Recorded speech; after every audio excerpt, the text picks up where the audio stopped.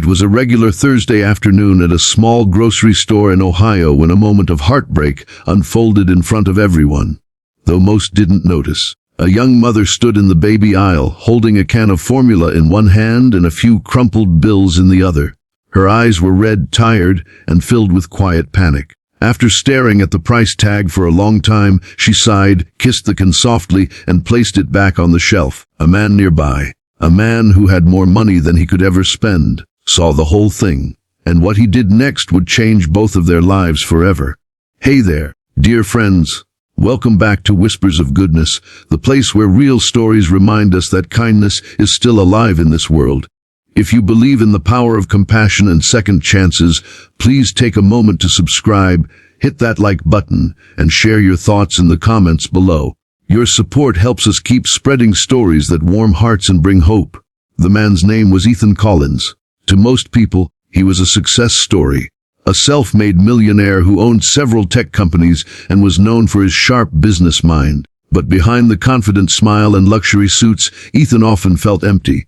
He had worked his way out of poverty, yes, but somewhere along the climb, he had lost something. The warmth, the connection, the simple joy of helping someone just because you could. His days were filled with meetings and numbers, not meaning. That afternoon, Ethan had stopped by the grocery store just to grab some snacks before heading to a flight. But fate had other plans. He noticed the young woman right away. She was maybe in her late 20s, wearing a worn-out coat and holding a baby who couldn't have been more than 6 months old. Her shopping cart had only a few items: bread, some vegetables, and a small pack of diapers. She kept glancing at the baby formula, then at her wallet, as if trying to solve a math problem that simply didn't work out. Ethan watched as she picked up the can, walked toward the checkout line, and then stopped. Slowly, she turned back, put the formula down, and whispered something to her baby. Then she left the aisle. It hit him hard. Something about that moment stirred a memory deep inside him. He remembered his own mother, years ago, doing the exact same thing, putting back milk because the rent had to come first. Without thinking, Ethan walked to the shelf, picked up the same can of formula, and headed toward the cashier. "Can I get 2 of these?" he asked. As the cashier rang up the items, Ethan looked around, hoping to find the woman. But she was already outside, struggling to push her old stroller through the parking lot snow. Ethan grabbed a couple of grocery bags and ran after her. Outside, the cold air bit at his face as he caught up. "Excuse me," he called out. The woman turned around, startled. Her first reaction was worry, like maybe she was in trouble. Ethan slowed down, smiled gently, and said, "Hey, you forgot something." He held out the bag with the formula and a few other baby items he'd quickly added. Wipes, snacks, and a small blanket. She blinked, confused. "Oh, no, I think you've made a mistake. That's not mine." He shook his head. "No mistake. I saw you in there. I just wanted to help." Her eyes welled up immediately. "You don't have to do this," she whispered. "I know," Ethan said softly, "but I want to." She hesitated, then took the bag slowly, like it might disappear if she touched it too quickly. "Thank you," she said, voice trembling. "You have no idea how much this means."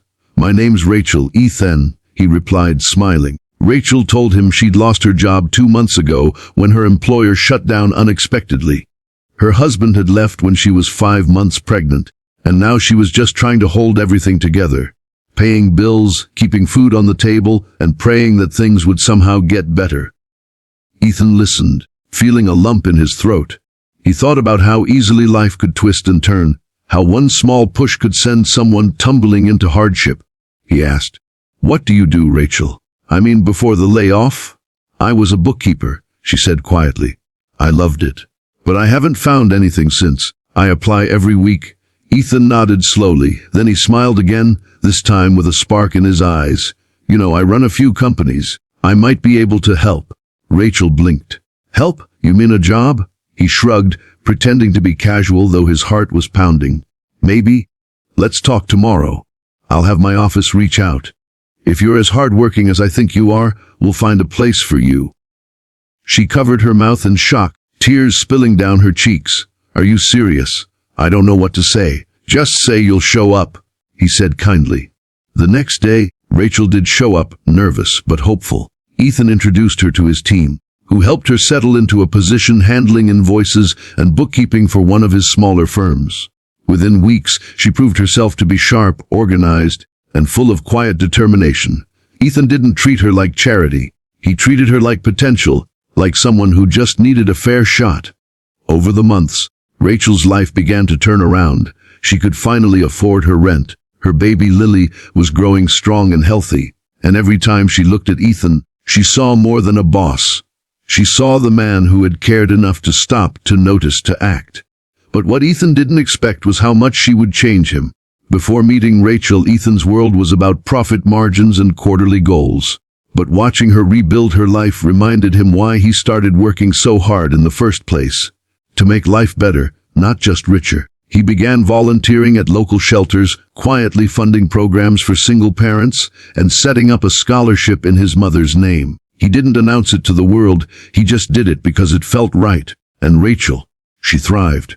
Within a year, she was promoted, managing a small team of her own. On her 1-year work anniversary, she brought Ethan a simple thank you card.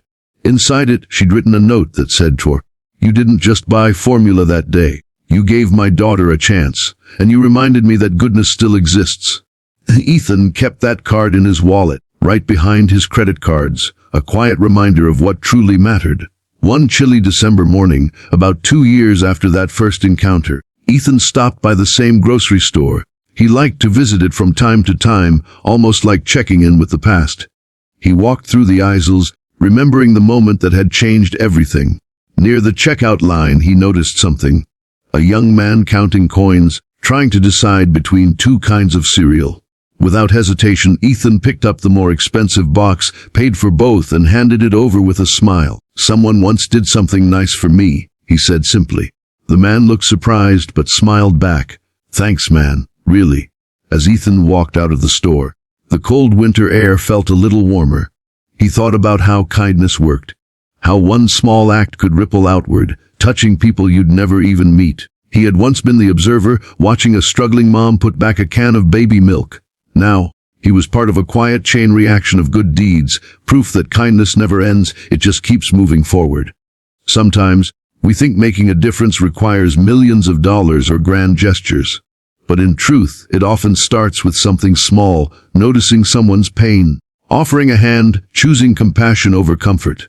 Ethan didn't plan to change Rachel's life that day. He just followed his heart, and that single moment of kindness grew into something neither of them could have imagined. A friendship, a second chance, and a reminder that goodness still whispers, even in the busiest corners of life. So the next time you see someone struggling, even in a small way, remember this story. You don't have to fix everything. Just do something. Because you never know whose world you might light up with one act of kindness, and maybe, just maybe, that kindness will find its way back to you.